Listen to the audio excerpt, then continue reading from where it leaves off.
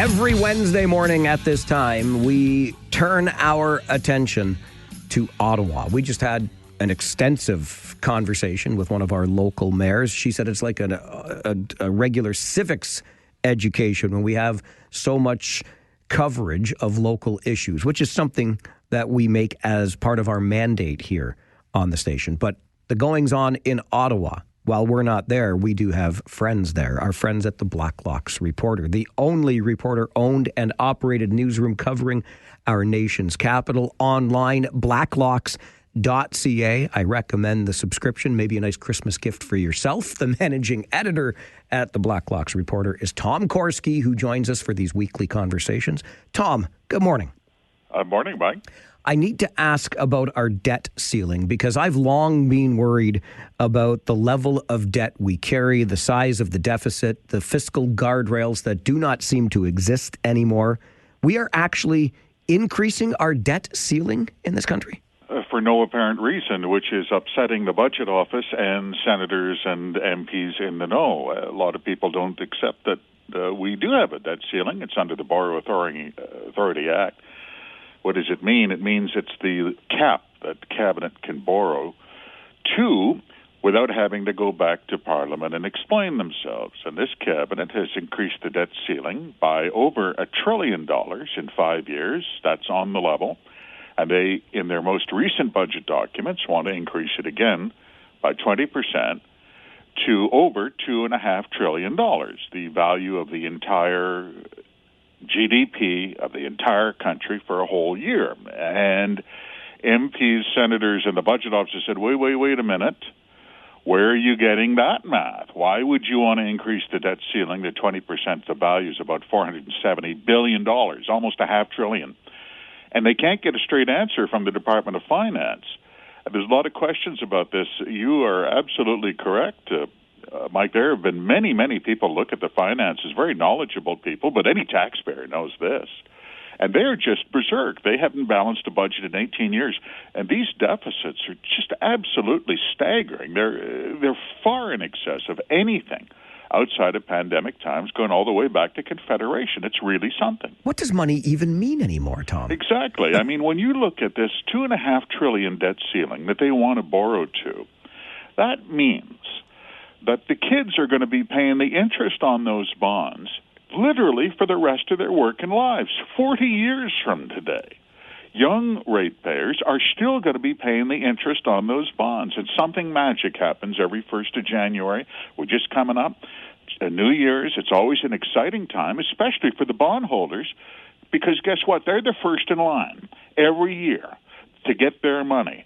And hell or high water, excuse my language, they will get their money before we pay for war widows' pensions or sick children, health, education, or welfare. The bondholders' interest comes first. And that's it for the next 40 years. It's unbelievable. It is incredible stuff. Okay, I'm trying to wrap my head around this one and follow the bouncing ball. And I confess, I haven't done the deep dive that I'm sure you have. But I'm looking at our proposal to extend hate speech laws that would then include the reading of religious texts. I've heard it described as I could be arrested or charged for reading the Bible aloud in Quebec. I don't really know what's going on here, but can you help shed some light?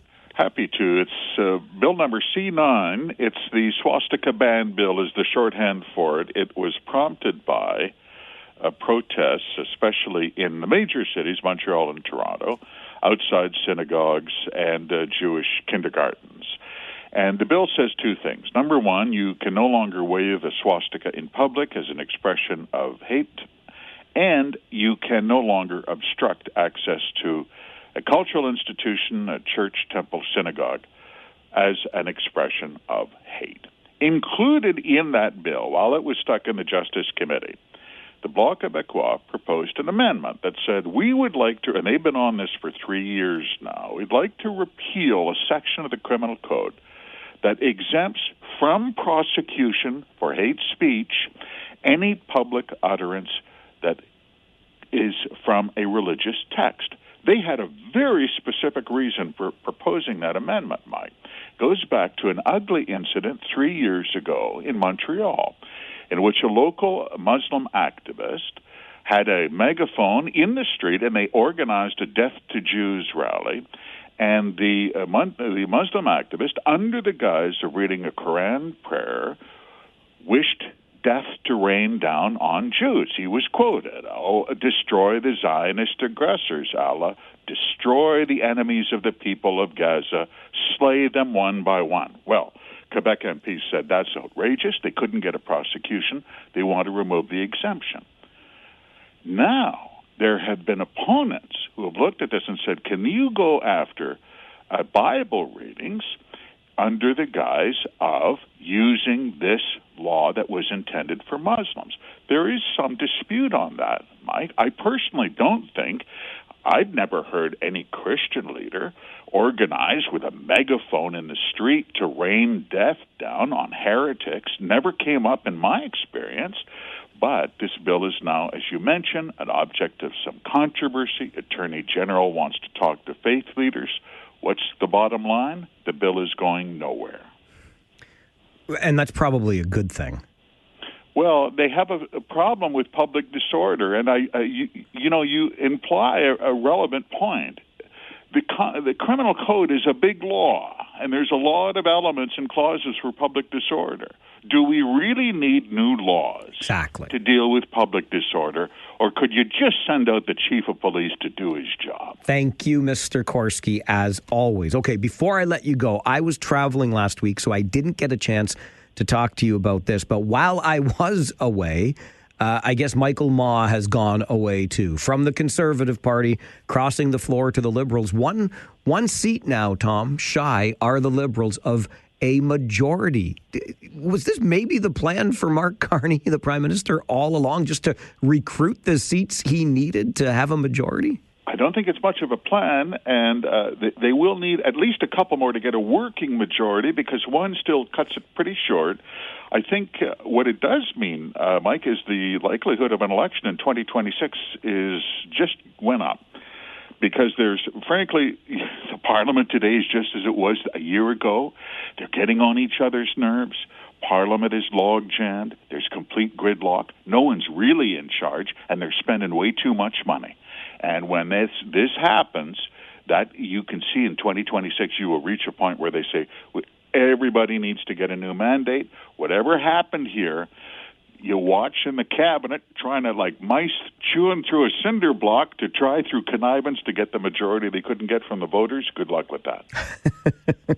Good luck with that, indeed. Tom, appreciate these weekly chats. We're taking a little time off for the Christmas holiday. I hope you're getting some, too, because of all that hard work you and your colleagues do at Blacklocks. A very happy Christmas to you, Mike, and your whole gang. We'll see you in 2026. Look forward to that, my friend. Take good care. Bye-bye. Thank you. Tom Korski, managing editor at Blacklocks Reporter, the only reporter-owned and operated newsroom covering our nation's capital. And you heard it right there. We're going to continue these conversations in 2026. The next couple of weeks are right in the midst of that holiday time.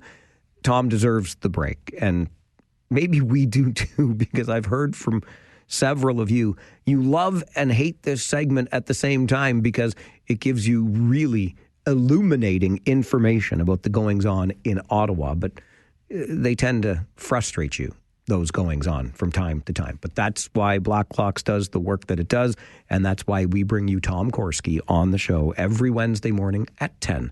It's the Mike Farwell Show, 570 News Radio and Rogers TV.